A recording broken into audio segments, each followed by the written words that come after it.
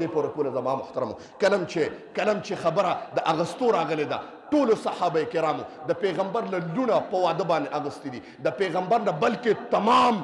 مخلوق خبره چې وکم، د تمام مخلوق د ټول مخلوق باندې د آقای نامدار محمد مصطفی صلی الله علیه وسلم مبارک احسانات دي. لیکن یو شخص چې د هغه باره کې نبی اسلام مبارک او فرمایل اخیره جمله ده چې د هغه په باره کې ما د ټول قوم احسانات ورکړه، لیکن د یو انسان احسان زه پیغمبر نشم ورکولی، د هغه احسان که زه ورکوم د قیامت پر ورځ به ما د مټ نه نیولي دربار رب ته به بوزم، د رب دربار ته به بوزم، وایم به الله د هغه بنده دی چې کله ما سره څوک هم نو، کله په ما باندې د کور نه ګزار وشو او مخې ته ودرېده، د هغه نوم ابو بکر و. کله چې زما باندې د دروغو الزام ولګېده، زما مخې ته ډال شو، د هغه نوم ابو بکر دی. کله چې د لور خبره رااله، د 50 سال عمر کې د لور خبره رااله، مال د 9 کالو لور راکړې ده، د هغه نام ابو بکر دی. کله چې د وجود خبره رااله، کله چې په ما باندې دغه شو گزار وشو،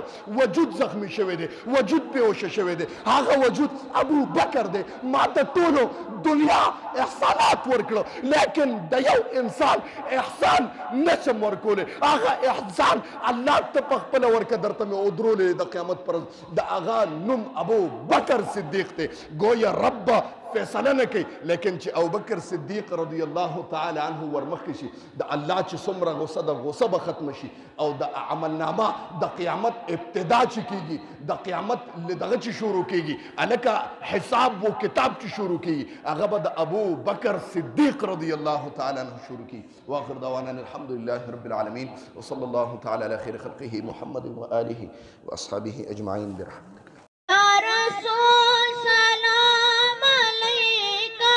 یا حبیب سلام علیکہ، صلوات